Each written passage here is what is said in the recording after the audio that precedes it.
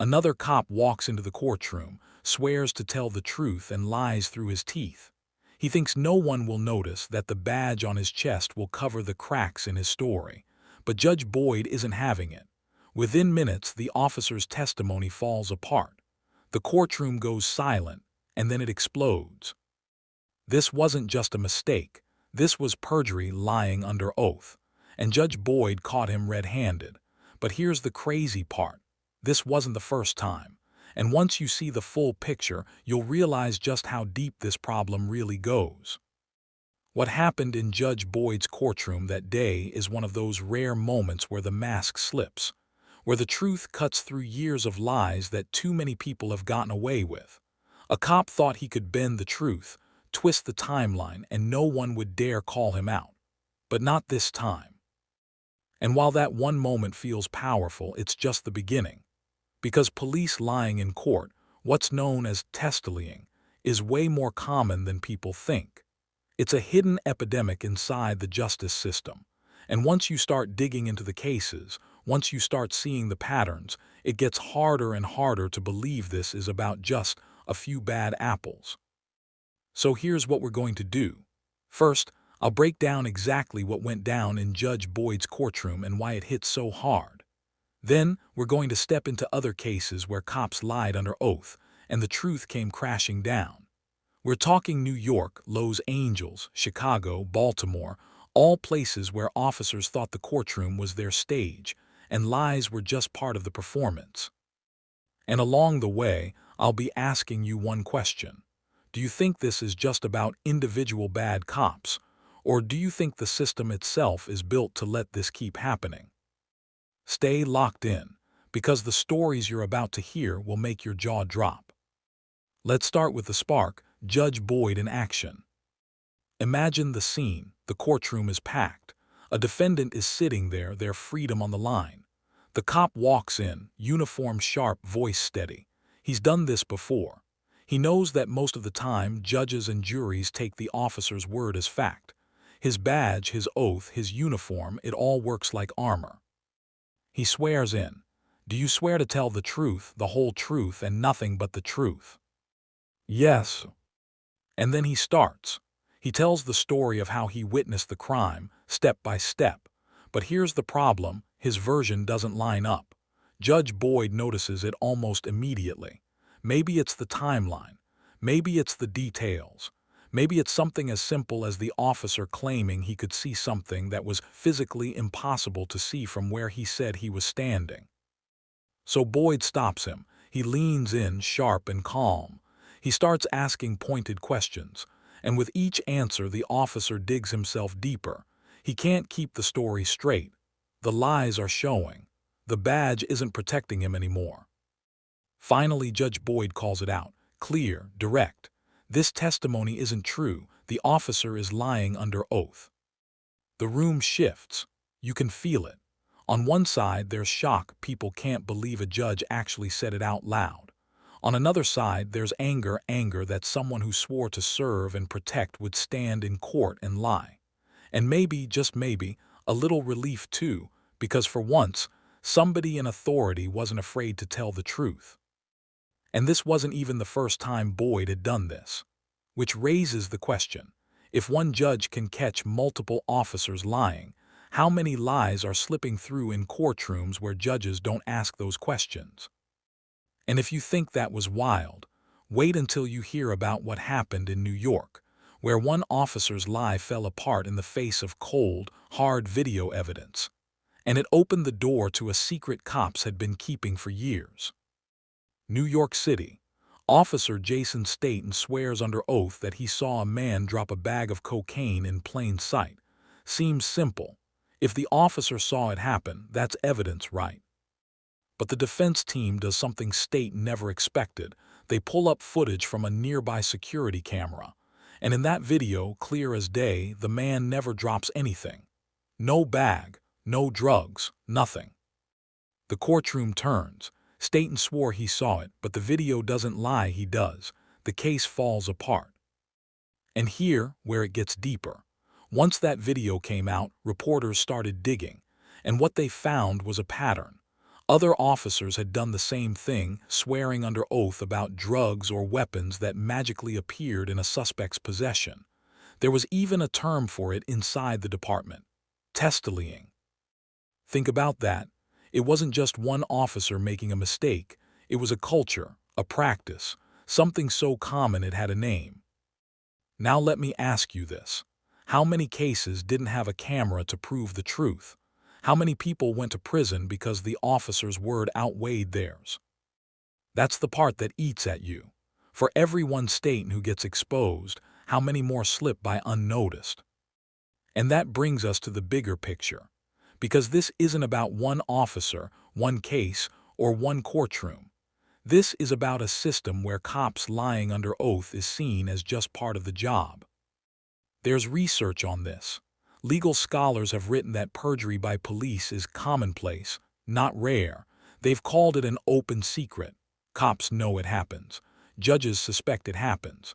Defense attorneys see it all the time, but most of the time nobody says a word. Why? Because the badge carries weight. Because juries want to believe the officer.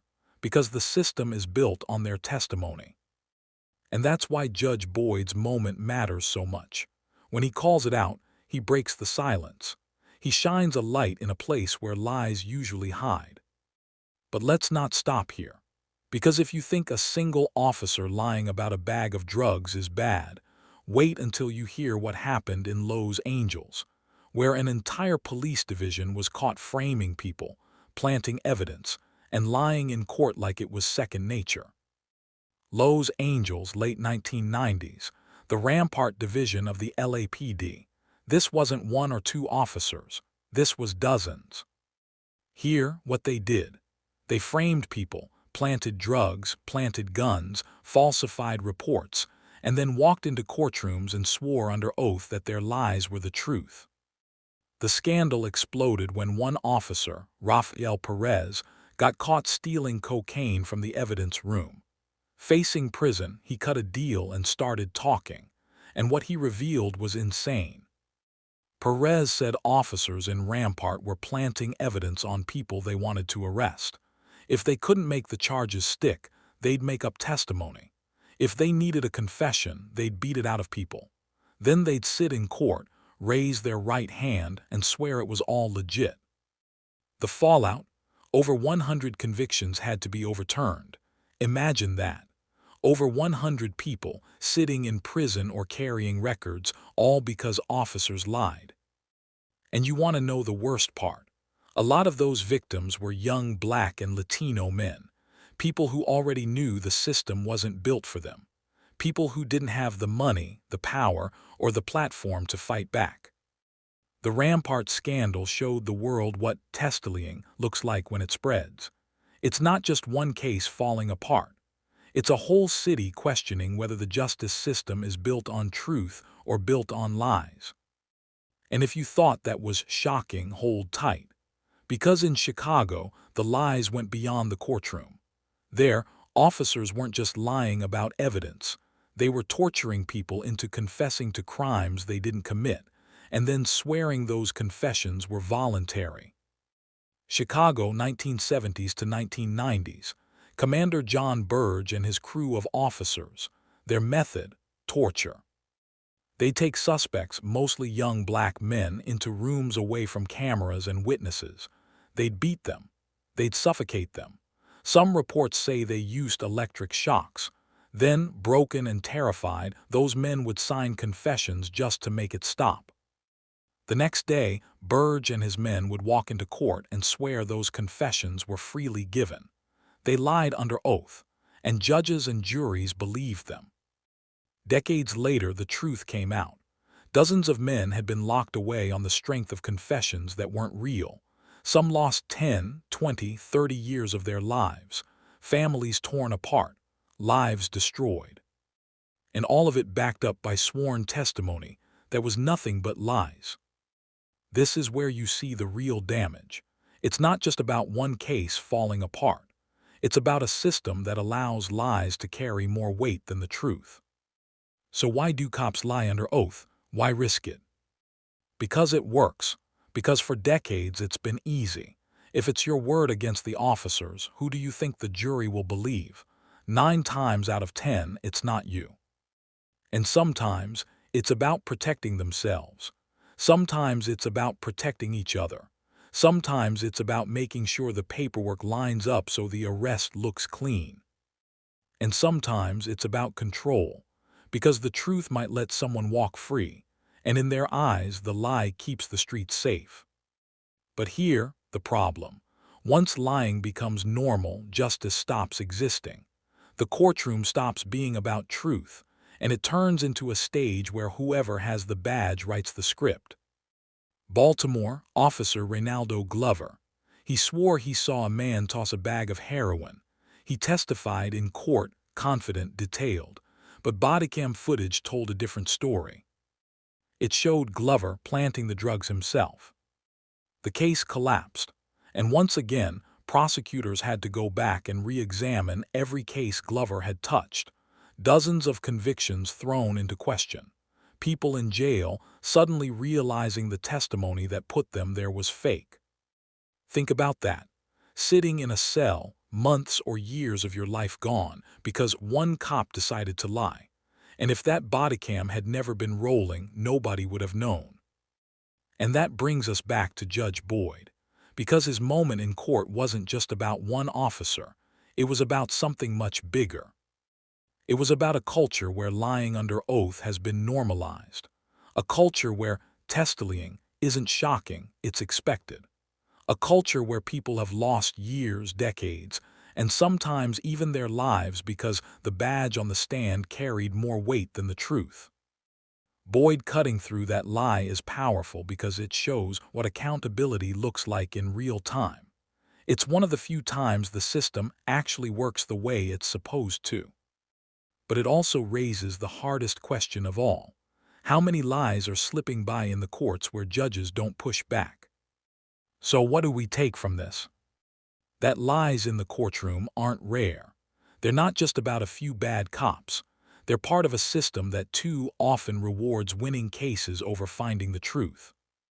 Judge Boyd showed us what happens when someone in power refuses to let those lies stand. But across the country, too many judges don't ask those questions. Too many juries still believe the uniform over the facts. And that's why these stories matter. Because until the lies stop carrying more weight than the truth, justice is never really justice. Now let me ask you, do you think that cop went too far? Should he have been stripped of his badge right there in the courtroom? Drop your thoughts in the comments. Let's go even deeper. Because what Boyd showed us isn't just about the lie itself, it's about the ripple effect that follows. When an officer lies and gets caught, it doesn't just hurt one case. It throws every other case they've touched into doubt. Think about that for a second. If one cop lies on Monday, how can we trust the testimony they gave last month, last year? How many people are sitting in prison right now because their word was taken as truth? That's the dark shadow behind these moments. One exposed lie might free one defendant, but for everyone exposed, there might be dozens of others buried in silence. Let's talk about the Bronx, 2012. Police claimed they had solid intel drugs inside an apartment. They swore under oath that they saw a suspect run into the building with narcotics. That gave them the green light for a no-knock raid. They stormed in, guns drawn, kids screaming, family terrified. But here's the thing, no drugs were found. Nothing. Just a family left traumatized. When the case got to court, defense attorneys dug into the officers' sworn testimony. And just like with Judge Boyd's case, the story didn't add up. Witnesses on the street said the suspect never ran inside. Security footage backed it up. The cops lied to get inside that door. Now imagine being that family. Imagine hearing the police lie in court, knowing the truth, but wondering if the jury would believe you over them. And here's the worst part. When the lie was exposed, the officers weren't fired. They weren't charged. The case got tossed, sure, but the system let them keep their badges. So let me ask you this. If lying under oath can send someone to prison, why doesn't it send a cop to prison too? Now let's move to Atlanta. Early 2000s, the Red Dog Unit, a so-called elite squad. Their job was to clean up the streets, but what they actually did was terrorize neighborhoods.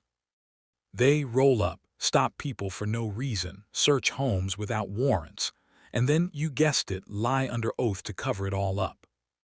One case blew it wide open. Officers swore they had consent to enter a man's house. They swore under oath that he let them in. But later, audio recordings from neighbors caught the truth. They forced their way inside. No warrant, no consent, just lies.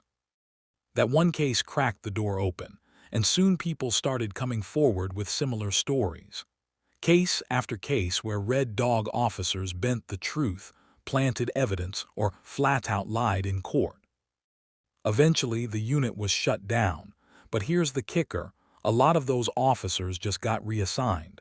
The culture didn't disappear, it just shifted uniforms.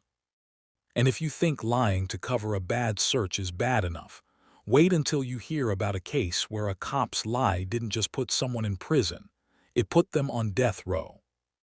Texas, 1991. A fire breaks out in a small home. 3 children die. Their father, Cameron Todd Willingham, is arrested and charged with arson. At trial, a police officer swears that Willingham's behavior after the fire seemed suspicious. He didn't cry the way they thought he should. He didn't act right. That testimony, along with junk science from fire investigators, sealed the deal. Willingham was convicted and sentenced to death. But hear what came out later. Not only was the fire evidence flawed, but the officer's testimony about Willingham's behavior was exaggerated, even fabricated. People who were actually there said his grief was real. The officer lied under oath to push the story the prosecution wanted. And Willingham, he was executed in 2004. Years later, independent experts said the fire was accidental, meaning an innocent man died because lies and bad science outweighed the truth. That's the ultimate cost of perjury. It doesn't just ruin lives, it can end them. So why do these lies keep happening? Because the system rewards convictions, not truth. Prosecutors want wins. Officers want arrests to stick. Judges don't want to question cops because it slows the machine down. It's easier to believe the badge. It's easier to take the testimony at face value. It's easier to let the system run the way it always has. And when someone like Judge Boyd steps up and says, "No, that's a lie," it shakes the whole machine. That's why it feels so rare. Philadelphia, 2014. A group of narcotics officers ran wild for years. They'd rob drug dealers, pocket cash, plant drugs, and then testify in court to make it all look clean. One officer admitted in court that he lied so many times under oath he couldn't even remember the number. Think about that. Lying in court became second nature. Eventually, 6 of them were charged federally. But here's the part that stings: even after the trial, hundreds of cases they touched stayed on the books. People were still living with records from arrests based on lies. So again, I'll ask you, if one officer lies, how many lives does that lie poison? Every lie in court doesn't just affect the defendant. It affects their family, their neighborhood, their future. A false conviction means a parent goes to prison. A kid grows up without them. A job gets lost. A record follows them for life. And when those lies stack up case after case, city after city, it destroys trust in the system. That's why communities don't believe the few bad apples line anymore. Because when you've seen too many apples rot, you start to wonder if it's the whole barrel. Anthony Graves, Texas, wrongfully convicted of murder in 1994. He spent 18 years in prison, 12 of them on death row. How? A key witness, pressured by police, lied under oath. Officers knew the testimony was shaky, but they used it anyway. They let the lie stand. Years later, the witness recanted. Graves was proven innocent, but nearly 2 decades of his life were gone. That's the hidden cost of perjury in court. Years that can never be given back. So here's the bigger picture. What Judge Boyd did in that courtroom was rare, but it shouldn't be. Exposing lies under oath should be the rule, not the exception. But until more judges step up, until juries start questioning testimony, and until officers who lie face real consequences, the cycle will keep going. The climax isn't just Boyd calling out one cop. It's realizing that his voice represents something we all want, a justice system that values truth over lies, no matter who tells them. So as we wrap up, let me leave you with this. Every time an officer lies under oath, it chips away at the foundation of justice. It tells people their word doesn't matter. It tells communities the system isn't for them. And it destroys the idea that the courtroom is a place for truth. Judge Boyd showed us what accountability looks like. But one judge in one courtroom can't fix a nationwide problem. That's on all of us to demand more, to keep watching, to keep asking questions. So I'll ask you again. Do you think officers who lie under oath should face prison time the same way anyone else would? Or do you think the badge should protect them from consequences? Drop your thoughts in the comments, because this conversation needs to be heard. Subscribe, the next story will shock you even more.